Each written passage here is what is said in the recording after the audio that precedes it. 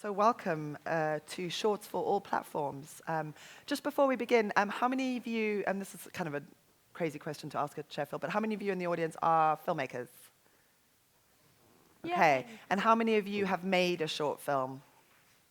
Okay, brilliant. I think that gives us a good base to get going on. So I'm Ingrid Kopp. I work as a consultant at the Tribeca Film Institute in New York. And I am a huge fan of short films on all platforms. I'm just going to introduce quickly who's on this panel so you know, and then we'll go into a little bit more detail. At the end there, we've got Adam G. From Channel 4. Next to Adam is Anna Higgs from Nowness. Next to Anna is Charlie Phillips from The Guardian. Next to me is Jordan McGarry from Vimeo. And at the end, there is Max Gogarty from BBC Three. And we're going to kick off with Max. He's just going to talk a little bit about what he does at BBC Three and how BBC Three works. Cool. So yeah, I'm content editor on BBC Three. I've been at the channel about a year now. As I'm sure most of you know, we relaunched online, first broadcaster of its kind to do that in February this year, which you know, I'm sure I won't bore you with the details why that happened. I think most people kind of know the background of it. But what I think is really interesting and exciting, and I guess why I'm here today, is because it's opened us up and freed us up to do a huge range of new forms of content. So I look after short form and new forms of content. So we don't just do video. We also do pushing quite heavily into editorial, you know, social content, infographics, animation, podcasts, whatever. And I guess, you know, we're 3 or 4 months in, experimenting, learning a hell of a lot. It's a completely new thing for the BBC. And just top line, 20% of our overall budget is spent on short form and new forms of content. So that equates to about 6 million quid a year. Great. Do you want to introduce your clip? Sure, yeah. And I think this is from a series that was developed in-house. So I run the in-house kind of production team that we've set up on the channel as well, to enable us to be a bit more reactive and daily and nimble, but also to develop short series. And this is a standard. This is a series that was developed in-house. And what I really like about this series is it is any duration it needs to be. It's a series about drugs in the UK. And each episode enables us to focus very specifically on one part of Britain, one issue, and perhaps subjects that might not fill a traditional hour of telly. So can you just quickly talk a little bit about how the in-house works versus how do you work with external broadcast production companies? Sure. I mean, so we commission indies and to make short form, and that is kind of no different to how long form's commissioned at the BBC. And we're doing a lot of series with independent production companies. You know, got a big series with Mentor, who I see here, that are going out at the moment. But then also, what we wanted to do is have the ability to be perhaps a bit more reactive. And be able to move on things quite quickly, so that's some stuff comes out of the in-house team as well.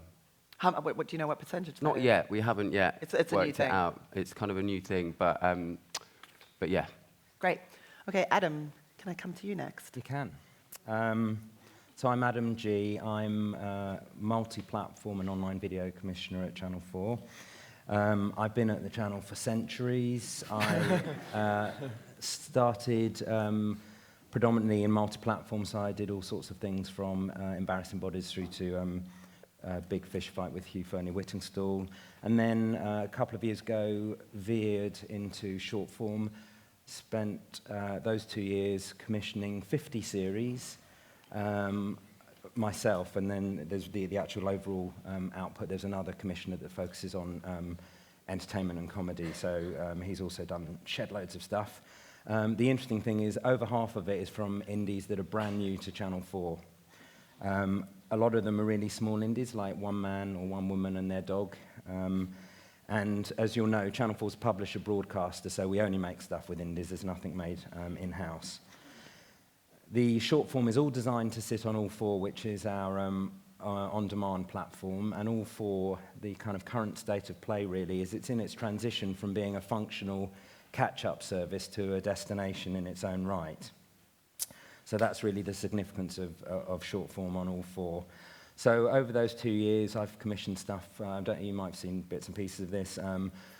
Drones in Forbidden Zones, The Black Lesbian Handbook, Tattoo Twists, which heralded the arrival of the great tattoo fixers. So after the sophisticated, subtitled BBC fare that we've just seen, this is a little bit lighter touch and perhaps more frivolous, what I'm going to show you. It's from a very small indie. This literally is one man. He hasn't even got a dog, actually. And what you're going to see, it's kind of, because it's been cut down from its 4 minutes running length, you're seeing, just so you can understand it, you're seeing the beginning of it and you're seeing the end of it. So when you see the market, the guy in the market in the middle, that's roughly where we're cutting from the beginning to the end. So yeah, it's called Naked and Invisible. Take it away.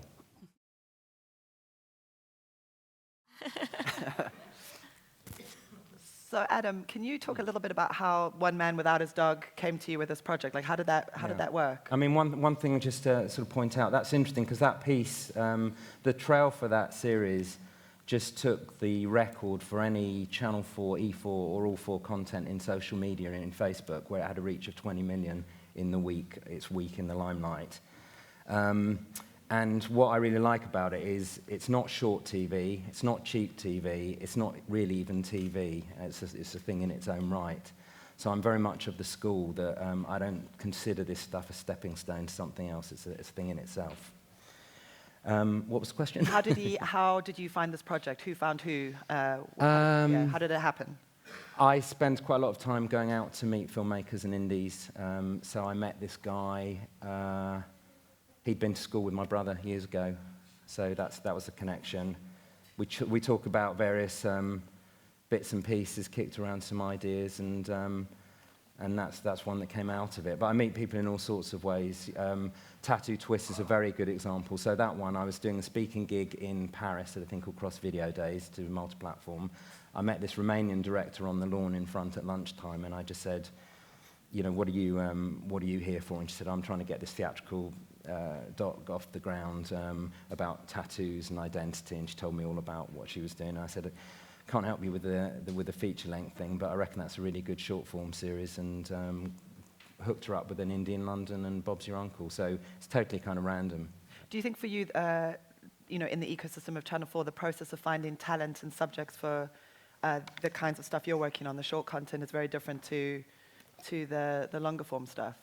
Are you looking in different places? It's probably, yes, I think I am, but also don't forget these things are done on a pretty sort of tight tariff, so the fact is you can take a punt on someone much easier.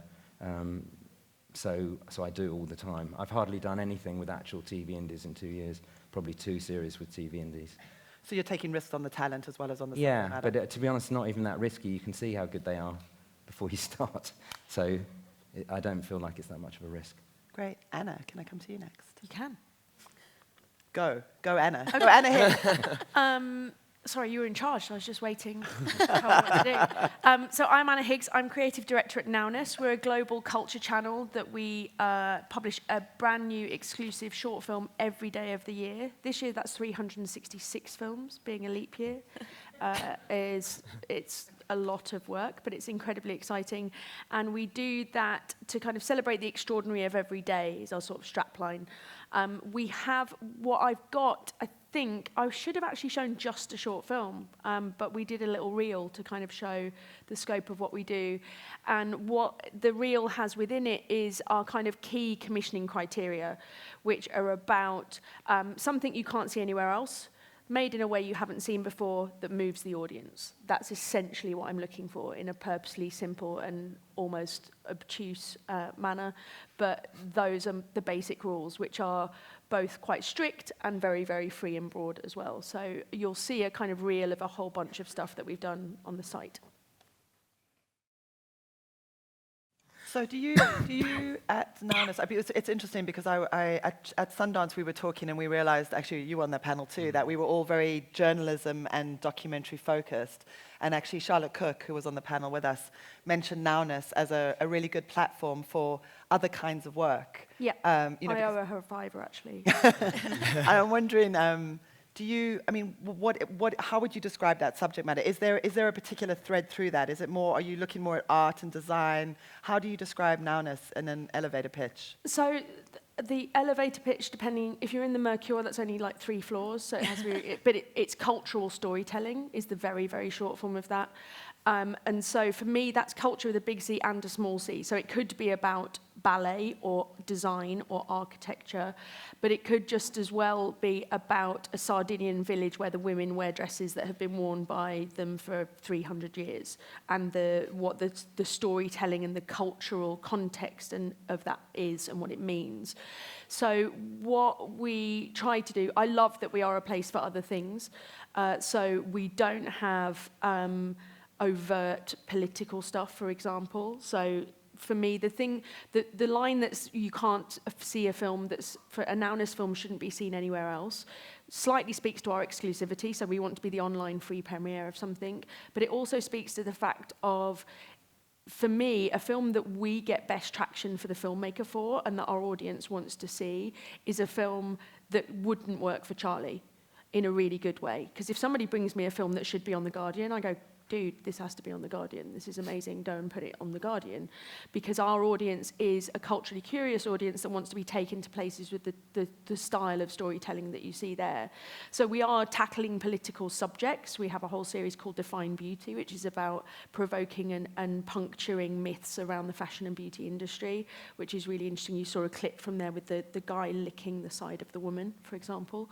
But that's political with a small p, so we find different ways of doing things. But what I love is that we're a space to play. So for both emerging and established filmmakers, we are, again, as Adam said, we work on quite a tight tariff. So what we are is a space that filmmakers can try something bold and new and brave, and it's their voice that we're interested in, and that's what our audience wants to see as well. Can you talk a little bit about your funding, commissioning, and curating structure, how it works, the different ways that you work with filmmakers? So the usual route for a filmmaker, the combination of what we present on the channel as the film of the day is partly curated and partly commissioned. We don't commission everything that's on the site in-house, but we are involved in some way, shape, or form creatively in everything that we present. That can be at the lowest end, involvement end, that we've seen a film at a festival that we adore and we chase down the filmmaker like demented, crazy people and go, we love it, can we be the home for you reaching your audience in a different way? And the other end of that spectrum is commissioning something from an idea that a filmmaker brings to us or that we've had in-house that we take out to filmmakers and say, would you like to make something in this space? It varies. There's not a set percentage in terms of how much we do. I'm definitely, having started at the channel at the beginning of the year, working on us commissioning more and more and more and growing our ability to commission more and more and more. And when you commission, you'll put money in? Yeah. So everything that we commission is funded by us directly, and usually in no form of co-production. It's straight from us to the filmmaker. But the usual way that a filmmaker works with us is often we've seen a film that we love of theirs, or they've sent us a film. We get submitted a huge amount of films, which is really, really exciting. Private Vimeo links, don't put them on YouTube or Vimeo publicly, because then we can't premiere them. Just describe the premiere status that you require again. So freely available online premiere. So if you've got something behind a paywall online, that's fine? That's fine. If it's like an iTunes short, that's totally cool as long as we're the free premiere. If it's on your Vimeo channel and 10,000 people have seen it, we're not the online premiere. So you can put it on your Vimeo channel after you've premiered with Nowness, and a huge audience will then come to you and it'll be wonderful. And we love working with Jordan and her team in that way. So we often do that. That's the start of a creative conversation with the filmmaker. And then what we do is say, so what else are you working on right now? What do you want to work on next? These are the series we're commissioning into. Do you have any other ideas? And we find a way of working with the filmmaker in that sense. And then the tier up from that is we do a very small amount of editorially led brand-funded content a year, which, because of our audience reach, is immensely valuable to brands. And that's a space that a filmmaker can then work on a higher budget level and play in a different way. And the idea is, as that is, the virtuous circle, is that then they want to come back and try something new and they work on a commission again and keep circling around that way. And you do branded content as well? Yeah. Okay. Charlie. Hello, so, excuse me. I'm Charlie Phillips. I'm the head of documentaries at The Guardian. I commission a documentary strand that goes across The Guardian's website, which is an international website, and the documentaries also go out across Vimeo, YouTube, Facebook, Amazon Prime, and various other syndication partners, so it's a gigantic potential international audience. I commission docs of anywhere between 10 and even 30 minutes. We're trying to get a bit longer in the docs that we're commissioning at the moment. In the previous year and a bit, I've tried to commission a film going out every couple of weeks. We're slightly coming down from that. We're going to do more like 20 films in the next year, in partnership with a few foundations, most particularly the Bertha Foundation. And the kind of documentaries that we want are docs that will speak to The Guardian's very broad audience. So although that very much can mean social and political content, it can also mean culture, sport, lots of other more generic subjects, as long as they have a narrative at their heart with a beginning, a middle, and an end. And ideally, they'd be told through a human story, a character-based story. We're all about stories. We want global-facing films, so global filmmakers, global subjects, global audiences. 2/3 of our audience, approximately, is outside of the UK. We always want contemporary stories rather than historical, and that speaks to the fact that we are a news organisation, and even though I don't commission news films, the documentaries need to complement rather than contradict or duplicate the brilliant news coverage that we do. I'm going to show you a little trail for a recent doc, which ended up being called The Chinese Prisoners' Children, although I think the title on here is slightly different. But this is just a little trail, and I think also the first minute of the film. So can we run the Guardian clip, please? That won the DocFest pitch that we had last year. We had this year's version yesterday. This is a Danish production company, Danish director, Danish producer. I spend a lot of time traveling the world and meeting international filmmakers because I want to have as many different voices from all around the world. And we have a particular mission at The Guardian of making sure that we are giving space to places and people that maybe aren't covered and heard as much as possible. We do have some brilliant in-house video journalists who make a lot of our news video, but the point of the docs and the reason that I work with external filmmakers is to find people with access to, like, deep access to stories that they can spend a long time on in a way that we would never be able to do with our in-house talent. So in terms of, I mean, so obviously the international audiences and international subject matter is really important to The Guardian. I mean, I'm amazed that 2/3 of your, I'm not amazed, but it's interesting that 2/3 of your audience are outside the UK. Yeah, because we have such gigantic traffic to our website. We're the second most visited English language newspaper website in the world after the Daily Mail.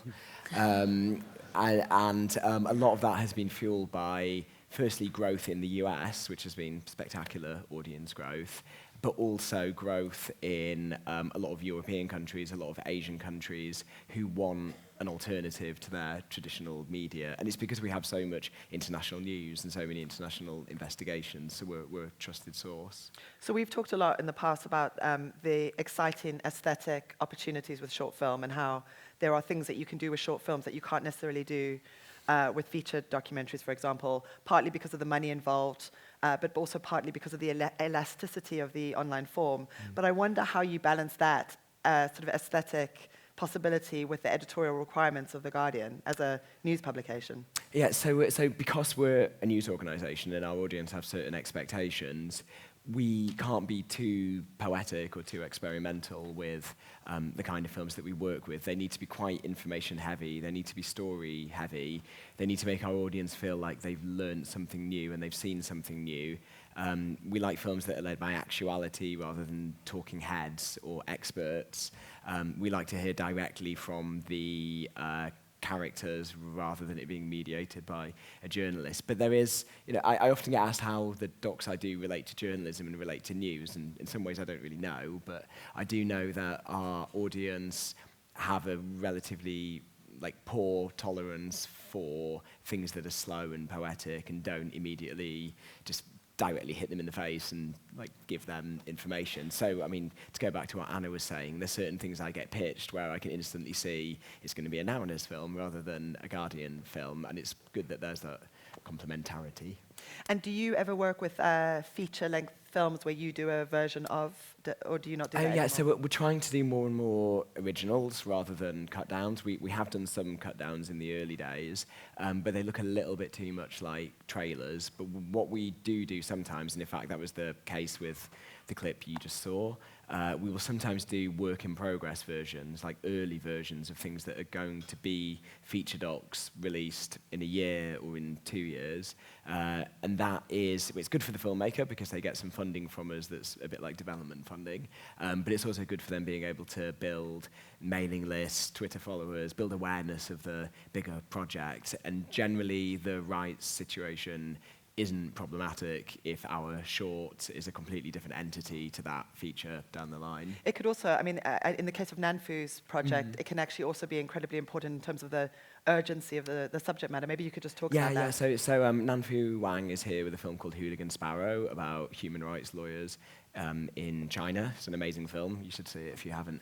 And she came to me probably about a year ago now, and one of the characters in her film, one of the lawyers had been arrested and was in jail somewhere, and no one knew where she was. And so she wanted to get that material out. She wanted to get the story out.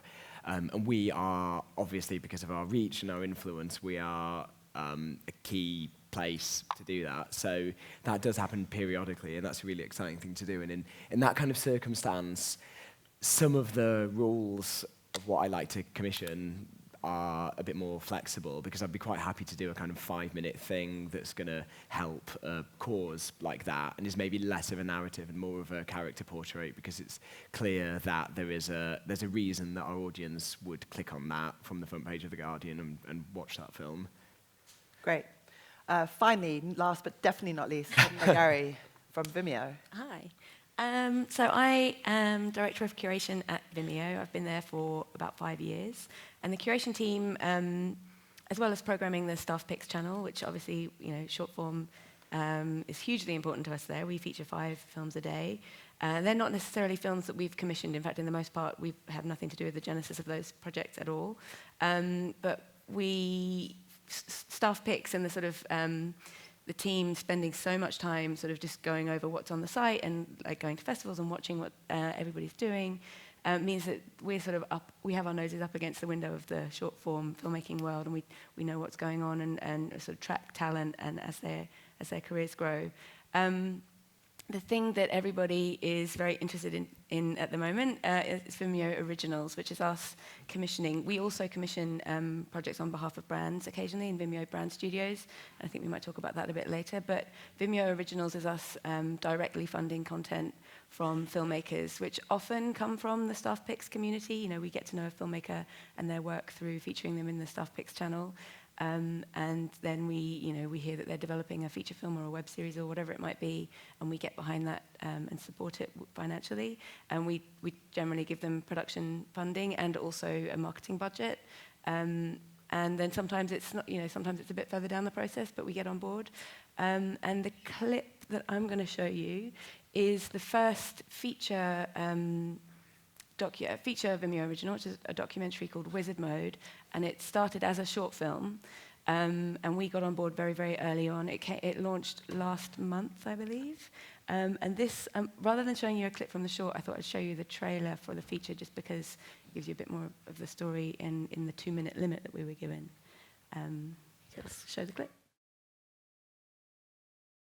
So the important thing to say is, as you see at the end, that all of the Vimeo originals that we commission go out through the Vimeo On Demand platform, so they're all actually paid content.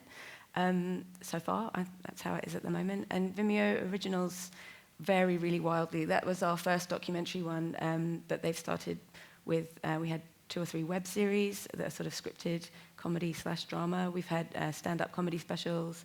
We've had sort of music-based originals. I don't know why it's taken us so long to do documentary, just because documentary is so important to Vimeo. It's such a huge community on the site. But I think just the fact that it was a feature means obviously it took a longer time to make than some of the shorter projects. Are there shorts on Vimeo on Demand? Yes, there are. In fact, we've had short originals too. There was a short film called Derby Forever, which I could have shown, except that it wasn't a documentary, so I didn't think it was so appropriate for this audience. But yeah, we're very interested in short form and supporting that. Obviously, it's slightly more challenging because encouraging people to get their credit cards out and pay for something that's short form is generally not so simple, but that's not to say it doesn't happen. And whose decision is it? Like, how does it work? If you want to get on Vimeo on Demand, how does that, do you have to pick the projects? How does that relationship get brokered? Yeah, so just to be clear, like anyone can use Vimeo on Demand. It's like an open platform if you have a Vimeo Pro account. But the Vimeo Originals process is, I have a colleague called Laura in New York who kind of heads the slate. But there's about 4 or 5 of us who work quite closely together just to, obviously we all get sent a lot of projects. I've been meeting a lot of people here at Meat Market, and we review them as a group once every week or so. At the moment, we have about 1 original coming out every month, so it's not like we're doing millions and millions of these, but it's going well, and I hope that that will be ramping up. And in terms of the originals, are they all feature length?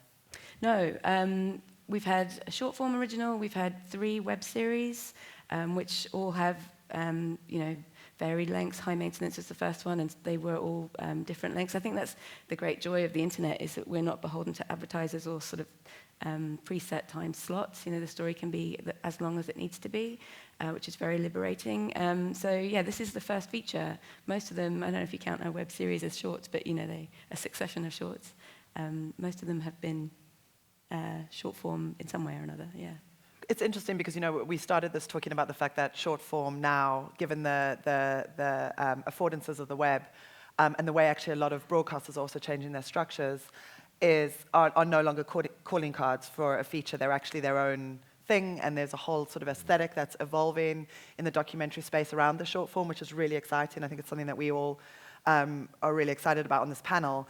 But I think what's also interesting, and what you're tapping into, is that there is actually also this sort of interesting ecosystem of emerging for these, I don't really know how to describe them, they're not really multi-platform, but they've got these sort of many different arms. I just came from the Notes on Blindness panel, which started as a 3-minute short film, then it became an updoc for the New York Times, then it became a feature-length film and a virtual reality project. And each part of those was doing something very different. So I think there is also this interesting, we were talking earlier about this idea of breadcrumbs and finding different kinds of audiences and doing different kinds of things with different length content on different platforms. Yeah, I mean, I think obviously short form, it doesn't have to be a calling card for something else, and we're very firm believers in that.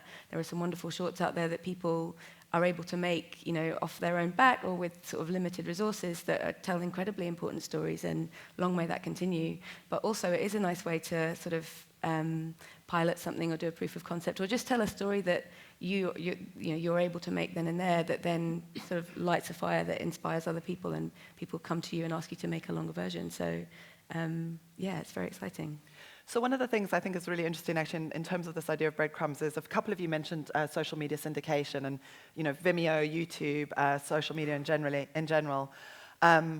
What I'm wondering in terms of organizations like The Guardian and the BBC, obviously there's issues around editorial control and trust. It's really exciting for filmmakers. I think one of the things that is so exciting for filmmakers with short content is you can make it fairly quickly on fairly low budgets, and you can get an immediate feedback loop with your audience, whether that's leading to a feature or your next project. But for the BBC to put content out on YouTube and Facebook or wherever you're putting it, it means that you're immediately letting go of some control. So how do you deal with that in terms of the work you do with BBC Three? Well, I mean, I think you're losing some control. You're not losing all control. But that has been a conversation, I think, that has been happening certainly at the BBC for a long time, which is, I think traditionally there's also a kind of a sense that, build it and they will come. Things are changing. It's not working like that.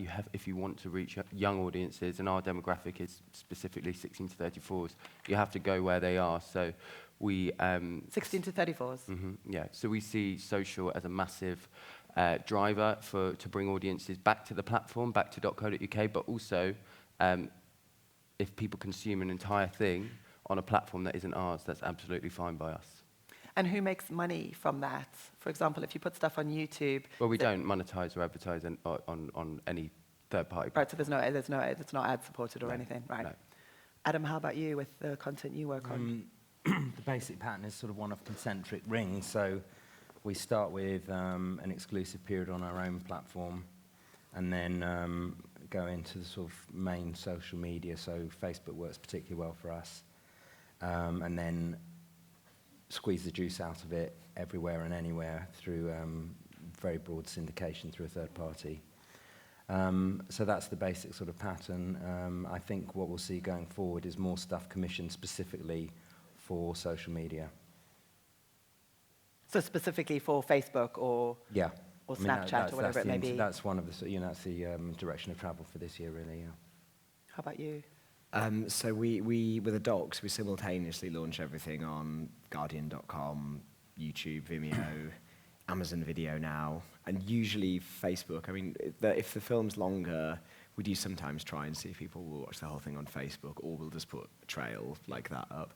Facebook's a bit more important for the shorter news video, but everything will launch simultaneously because we, like Max said, we can't assume people are going to magically come to The Guardian as a video destination. You have to go where people are and where they're looking for video. And the way that people find our films, regardless of what platform it is through social media, it's through Google, it's through being referred by other places.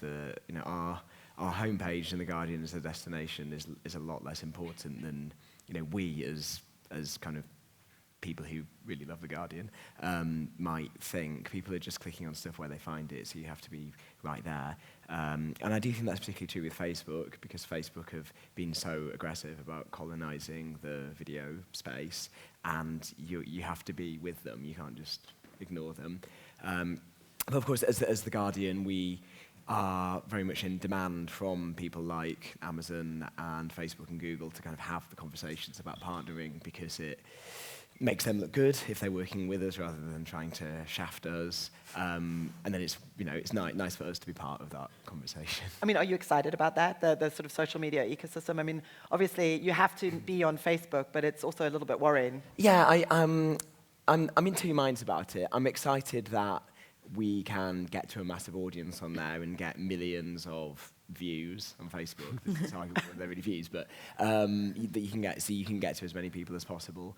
But I do worry, like a lot of people, that Facebook is just trying to eat the internet, and that people will only go to Facebook for video and not also come to our platforms, because we do have more control of the context on The Guardian, and we do want to bring more people to The Guardian, not just because it's, we can control advertising, we can make money there, but also because we are one of the world's leading liberal media sources, and it's important that The Guardian continues to exist rather than just being a kind of sub-brand of Facebook, which I don't think will actually ever happen, but there is that risk, because Facebook and Google are trying to keep you on their platforms now.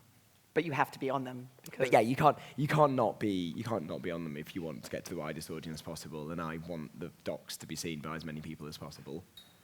Anna, do you also do the same thing? Yeah, not quite the same thing, but it's really interesting being Nowness kind of operates as we're a multi-channel network in a funny way. So we have the .com, that's where our films premiere, and it's where we like people to live. It's a clean site, there's no advertising, there's no pre-roll, there's absolutely nothing. It's the films on their own, standing on their own 2 feet. But we're aware that it's a really interesting thing, and it's there's a great talk by Zafrank, the BuzzFeed kind of head of video, that he did for AMPAS about audiences in the 21st century, and he talks about the difference between consumable media and shareable media, which is very, very interesting, because essentially he talks about consumable media is like the cinema. It's media you consume in the garden, so it's a privileged space. The pinnacle is being in the cinema and being immersed in it, whereas shareable media is something that you experience in the stream, so it's that Facebook flow. And what's interesting about Nowness is we're making consumable media. We're making very high-end, arty, for want of a better word, short films. But they have to live and hopefully succeed in the stream. So it's how we balance that kind of the joy of the .com and getting people to come to that and explore all the other content. And the way that we work is having multiple ways of exploring that. So through our calendar view, there's the film every day. We have verticals that are subject linked. We have series. So there's like 4 or 5 different ways that we encourage audiences to explore and tumble down rabbit holes. But we're also aware that we have to get attention on Facebook and push people through. So what we tend to do is premiere on our platforms of Nowness.com, our Vimeo channel, and our YouTube channel. But we also then, it varies depending upon the film, but a certain amount of time within the first couple of weeks after that premiere, we'll put it in its entirety on Facebook as well. What's really interesting, though, is where our views play. So for us, the average length of a Nowness film is 4 minutes on the site, and we have a 65% completion rate on films, which is pretty stellar. If you consider on Facebook, it's about 20%, but half of Facebook views are below 3 seconds, which is really interesting. And so if you think that our average view time, if we're then looking at a 4-minute film, is 2 minutes and 41 seconds for someone to watch, which sometimes with the short film is when the end credits start, because your credits are as long as a feature. So what I really love is that we're swimming in that stream, but allowing people to kind of stand on a little stepping stone and have a moment of time in the garden. And that's because we're doing storytelling in, I think, in beautiful ways. Lovely metaphors you're I'm conjuring there. mashing lots and lots of metaphors around. Keep it going. It's interesting for me that you have to play in both those spaces. You can't not be where the conversation is. But if you give good enough reasons and good enough incentives and rewards for taking people to somewhere that you want them to go, it's that breadcrumb thing you were talking about. I think it's really interesting, that consumable versus shareable, because it's a little bit like the difference between distribution and circulation. And obviously in the past, all of you were probably more involved in distribution than circulation, and now you kind of have to be involved in both. Yeah. So I think coming back to that idea, be interesting to hear what success, how you measure success for the work that you do. I mean, Adam, if I could start with you. Yeah. I know that 16 to 24s is your demographic.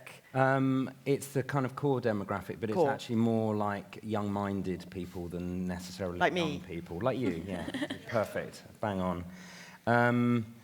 So the main metrics that matter to us really are, well, what Anna was just talking about, completed viewing rates, as very high, even slightly higher than that. Without mentioning but we strive really hard. So the way the films are designed is very much designed to create completed views. We're not interested in bit views. We're also very, obviously, like shares is very important. And then the other one that's very key to us is bingeability, because we tend to release, well, first of all, the sort of, so Anna was talking about the length of Nowness films, which is similar to us. We're sort of our sort of default mode is like 3 to 4 minutes, and then we just ask producers to deliberately shift the gauge if they want to.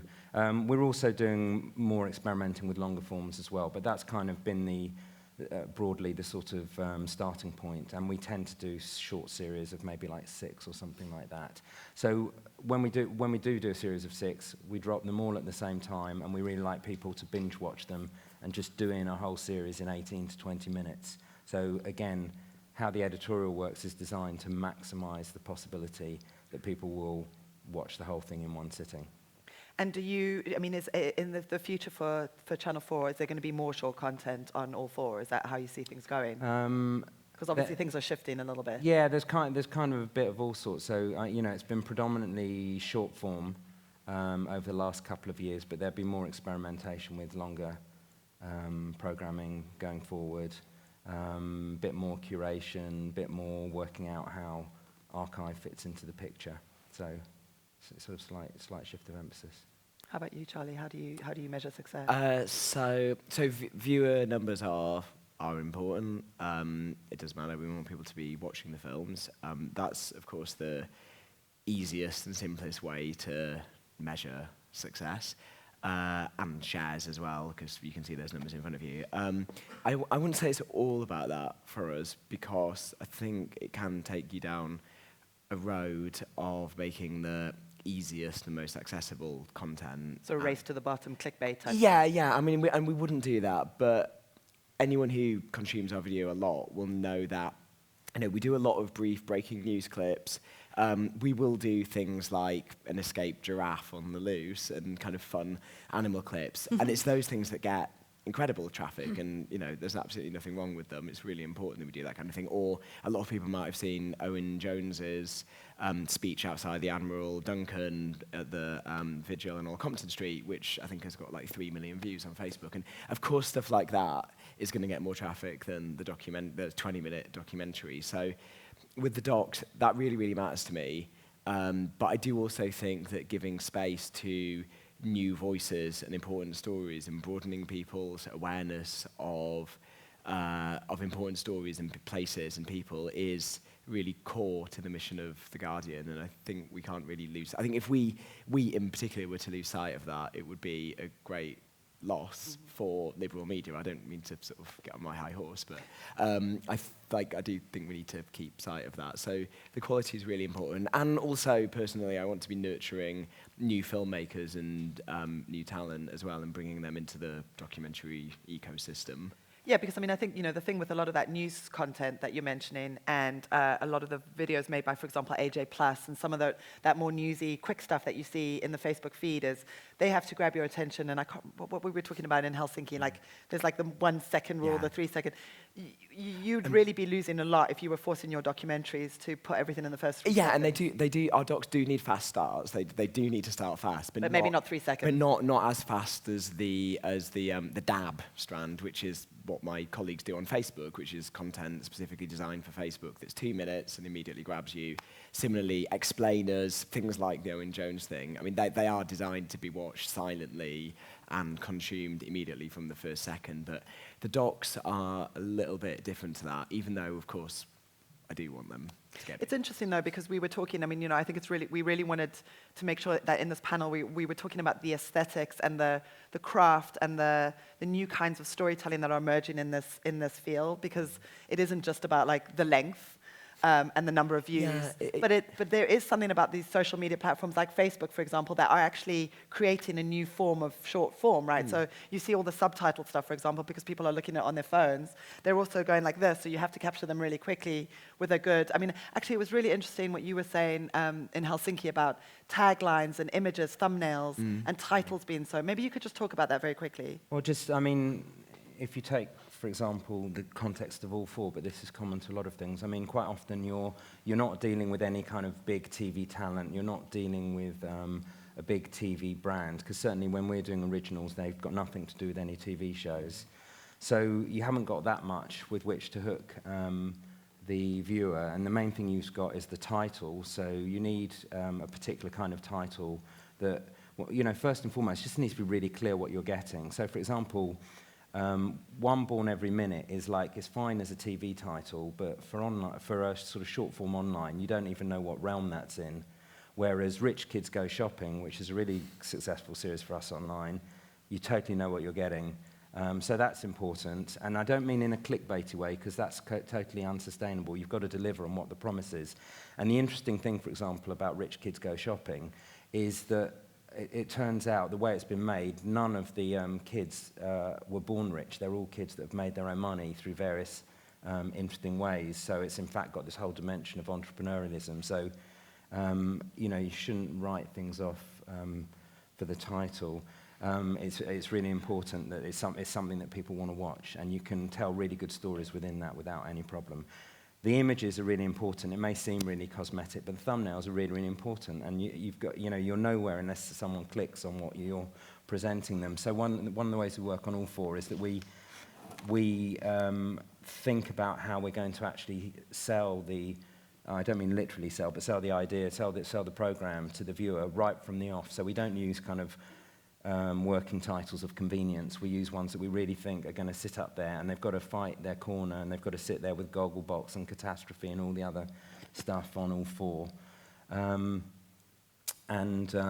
So we think about what kind of imagery captures the editorial, and also to a lesser extent the sort of tagline is the only other piece of information you've got. So it's good to make it, speak to people. So for example, for Rich Kids Go Shopping, the tagline is something like, they're young, they're smart, and they've got more money than you. So it's sort of a bit pokey and with a bit of attitude, which helps, There's a great article on the Netflix blog about a study they did around what images work best as thumbnails, and they did it geographically, so certain territories have certain things. And the central premise of it is that an emotionally ambiguous person will be the most clicked on because you want to know what they're actually thinking or feeling behind it, which is really, really interesting. So no one too happy. Yeah, not too happy, not too angry. And you're like, what? So like the Breaking Bad images are ones that are what they use. But it's a really interesting piece of Netflix starting to share their data in an interesting way. And generally a face. Yeah, a face. I mean, there's quite a lot of science around it, which you can find quite easily. Yeah, and Netflix has got a lot of that data, so it's good to learn from them. How about you at the BBC at BBC Three? How do you? I mean, two questions actually. How do you judge success, and also how do you deal with this idea of how you're capturing people's attention online? Success is exactly the same stuff as everyone else. We want reach, we want engagement. But I guess the big things for BBC Three, and part of the reason, part of the exciting thing about now is, I think this is the right stat, but I think the BBC reaches about 80% or 85% of 16 to 34s across the country. There is an audience there that we're not reaching, and we haven't been conventionally on linear television, and everything that the BBC's been doing online. So reaching new audiences is really important. Reaching diverse audiences is incredibly important, and also breaking new talent. And if we can do that through short form, which I think is the biggest opportunity a channel like BBC Three's ever had, really, to do that in a meaningful and quite a vast way, because it's quite hard to get a break as a new director, either behind screen or talent on screen, with a long form 60-minute show. But we will take much more risks in, a 5-10 minute short or whatever. So they're the main reasons things that we're looking for. And I guess in terms of how we utilize social and how content flies and travels, like, we're working it out. We're trying loads of new things. I don't think anyone's got the special ingredient about how to scatter those breadcrumbs in a meaningful way. AJ Plus do it amazingly, natively. They don't do it any particularly well, or there's not much more behind that. I guess they've got, the TV channel, but so I guess for us, it's finding out like how we use iPlayer, how we use YouTube, how we use Facebook, how we use our platform, how we use bbc.co.uk, which is the third biggest website for youngs in the country. All of those things hopefully will come together to make sense eventually, but we've only had 3 months. So it does feel as well, I mean, like the nurturing, the discovering and then the nurturing of new talent, I think is really exciting in this space because, I think in the past we've all failed, especially at nurturing diverse talent and regional talent. And it does feel like now with BBC Three and with a lot of the work that we're doing, we can do that now. I mean, Charlie has to go and look internationally for his filmmakers and his stories, or he's not going to be doing his job, and he's also not going to be serving the audience he has. Exactly. So I think that is exciting, and I think actually this plays into Vimeo, because I know Vimeo is a place where a lot of people do discover talent. Yep.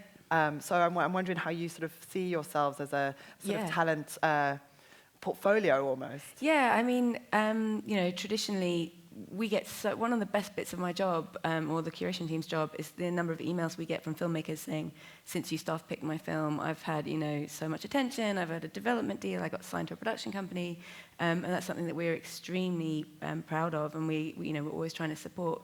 We make a very conscious effort to make sure that around 50%, if not more, of the people that we feature in staff picks are people that we've never featured before. We want to keep the door open and keep those people coming through. And I think, with the originals, because Vimeo came from a place where it was created by filmmakers for filmmakers, and before we were too conscious of viewers, we were very much considering, what filmmakers need to share their work well, and being first to HD and all the privacy settings and video school and all that stuff that we did, and we still do. Vimeo on demand was helping filmmakers make money from their work, and Vimeo Originals is very much about discovering and supporting new talent, because we feel like we're in a fairly unique position where we do have our ear to the ground in such a huge way, where we see all of this content coming through the site every day. And with staff picks, we know who's kind of doing interesting things and who's bubbling up or about to bubble up, and they're the filmmakers that we are the most excited to get behind.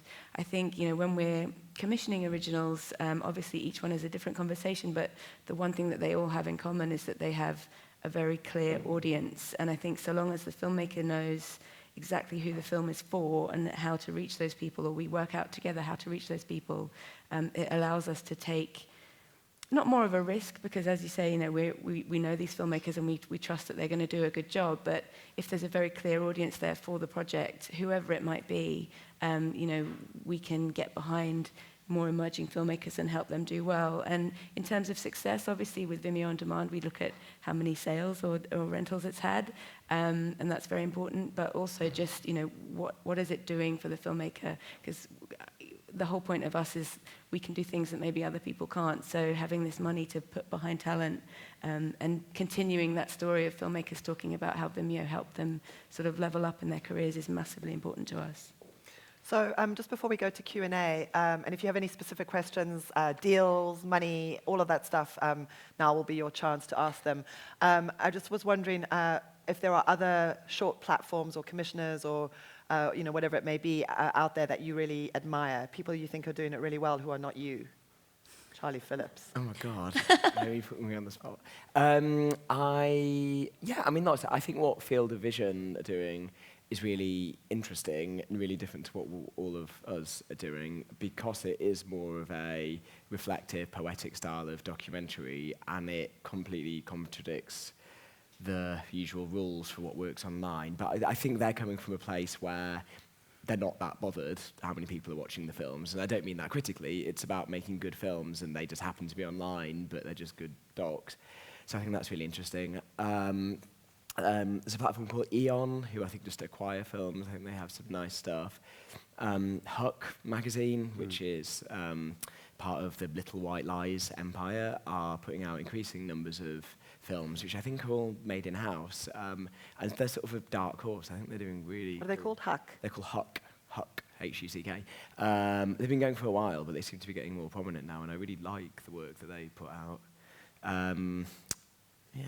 That's good. That's good. I worry I've missed someone important. Anna, anyone? I mean, Field of Vision for me would be a good reference. I love what Vimeo do because of Jordan and the team. You really get that sense of it's for filmmakers, and I think that's how it's built such a wonderful community. It's got a basis of understanding its audience because it is its own audience in a great way.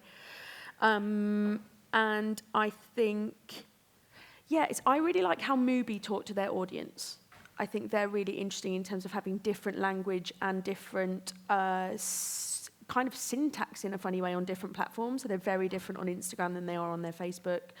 And although they're not making content, they're obviously a kind of aggregator and kind of showing classic films. I think what they do in terms of audience interaction is really, really nice. And then I guess I'm kind of jealous of Netflix being able to just commission an entire series without pilot and just go for it. And so that's what I love about what I get to do at Nowness, is say, yeah, let's do that. That's because that's the freedom that we're able to offer. Netflix don't show any shorts, though, do they? Not really, no. But I think you might see them start to do that. Adam, anyone you're jealous of? No, I find sort of inspiring things all over the place. So there's no one I'd really single out. There's just a wealth of it, really, and some individuals, some big organisations. It's all over the place. What about you guys? I wouldn't say I'm jealous of them. Maybe that's the wrong way to phrase it. Maybe I'm a little bit, but I'm consistently impressed. Obviously, I love these guys' work, and we feature them regularly in Staff Picks, which is our way of showing our appreciation. But I also think that the New York Times deserve a nod because their op docs are just consistently blow me away. I think their commissioners are super on point, and that's one. They did kind of kick off this space. Certainly, they were a big inspiration for the Guardian getting me to create this strand. So we should give props to them. I'm just trying. I agree with all of them, but I guess I think what Refinery 29 are doing for young women in the US is amazing. What Riot, RYOT, are doing with 360 on Facebook is pretty impressive. They've just been bought by HuffPost. And then, and then on BuzzFeed moving into food with Tasty is just everywhere, and it's amazing that the level of growth with that. So I think in specific genre niches, there's some really interesting stuff happening. I guess the challenge for all of us, and especially I guess broadcasters like Channel 4 and BBC, is how to still be broad online. I think it's going to be really interesting next 12 months in this space because BuzzFeed are massively tooling up with their video team. I think we're going to see a big change there. CNN are doing really interesting stuff, and they're also expanding into the UK, I believe. HBO have shorts that you can see online. Time have lots of good stuff. I think we're going to see more and more of this space, and everyone will need to be aware of what their role is in this, whether it's niche or whether it's broad. I think we're increasingly going to have to know how to define ourselves. Yeah. Great questions. I think it's time we open it up. Does anyone have any questions? One over there. Do we have a microphone? I think we do. Just hang on a second. So there's a question just up there.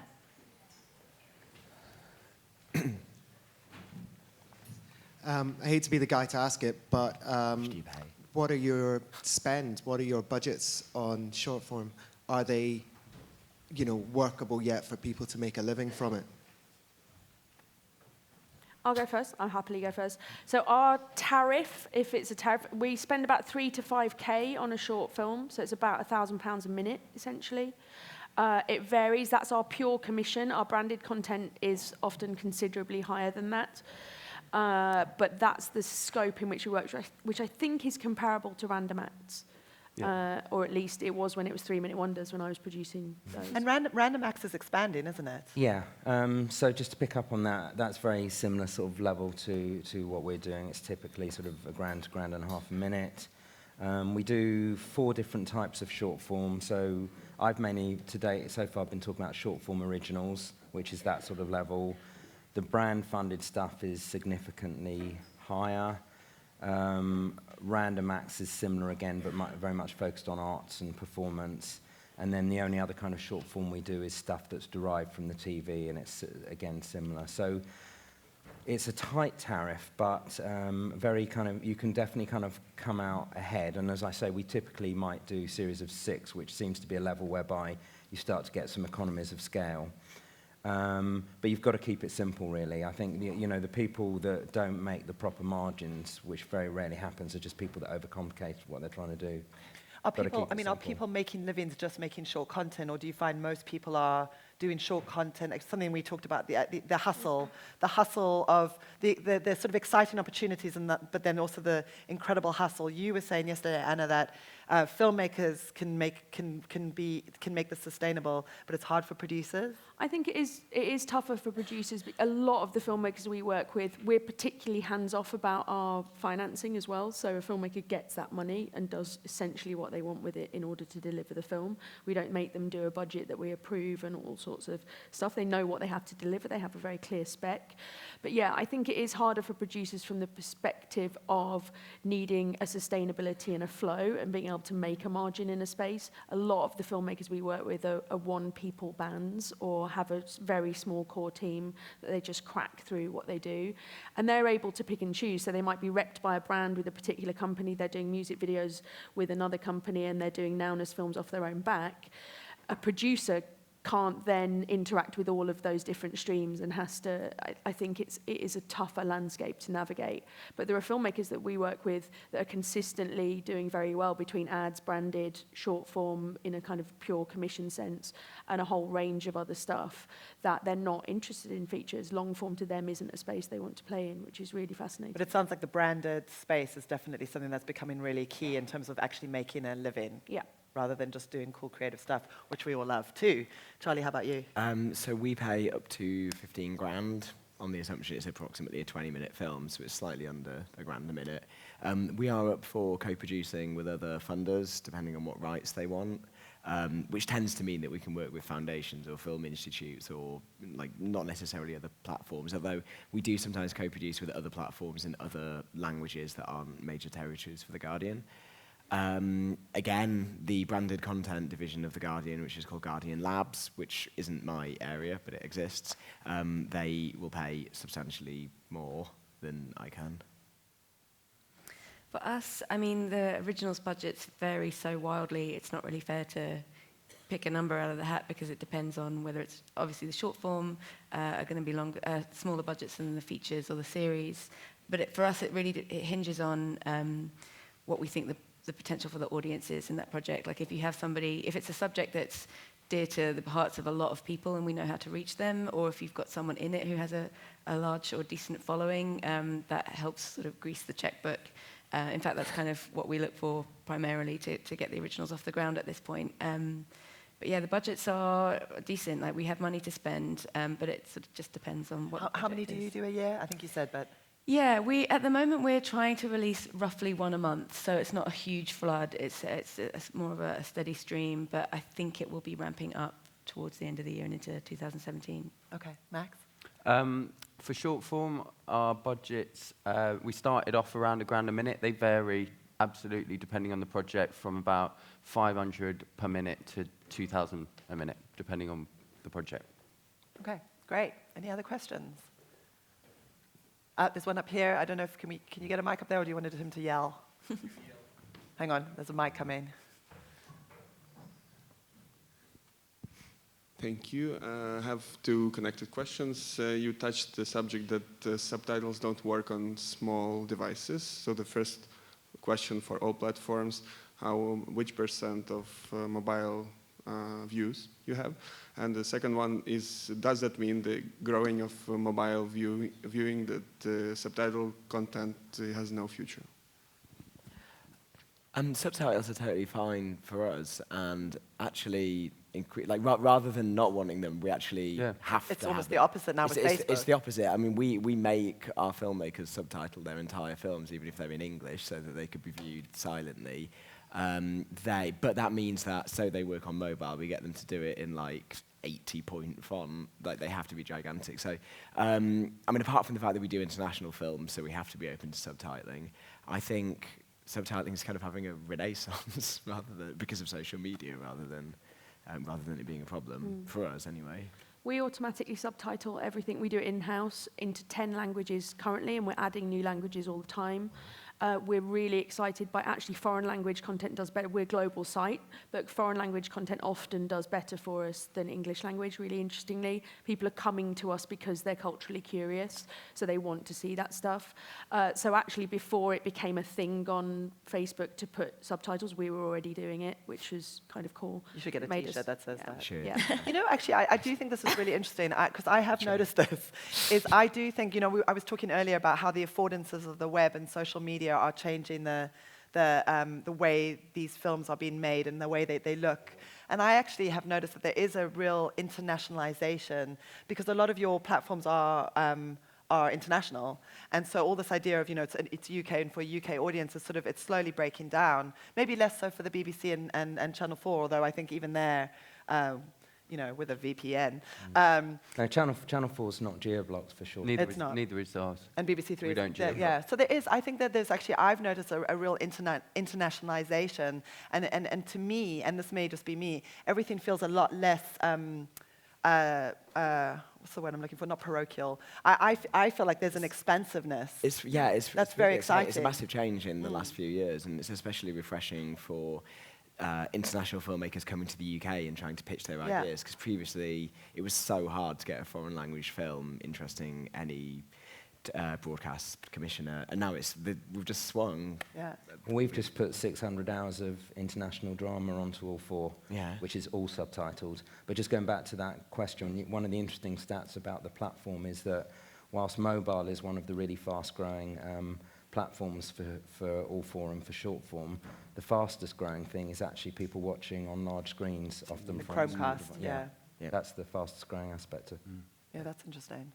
There's a question up there at the top.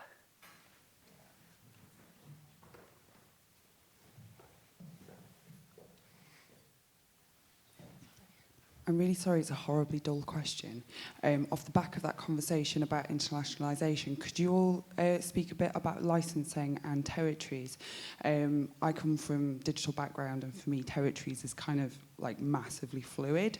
But I know when we start to talk to broadcasters, it becomes an issue. So just if the panel could speak about that, please. Okay, we've got 2 minutes, so you're going to have to do a really quick licensing territory summary. Max. Lots of different licensing deals depending on the project, but for the most part, we don't geo-block. And for us, it's very flexible. You can geo-block and release things as appropriate. So Wizard Mode came out, had a festival launch last month, then it was released in North America. As the rest of the territories catch up with the festival launches around the world, it will be released there. But the rights stay with the filmmaker. We just have the digital exclusive. We take global online rights exclusively in perpetuity if we're 100% funding, which, if we're putting the money in, I think we're entitled to do. Pretty much the same. We don't geo-block at all, we're entirely global. What is interesting though, in particular territories like China, we have a native team that runs our WeChat channel and things, so we speak to audiences in the right languages in the right space. And it's really interesting to look at our WeChat channel occasionally. We also have an embedded player in partner sites like the Greek Guardian that's called LIFO, which I occasionally go and look in and see what's happening in Greek.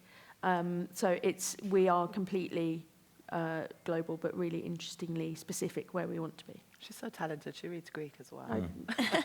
Really? We fully fund, and we take a three-year exclusive license, and it's ungeo-blocked. Right, so it's basically a worldwide license. Yeah. Fantastic. Okay, on that note, I think we've run out of time. Thank you so much to all the panelists. Thank you for coming. Have a great day. That's great.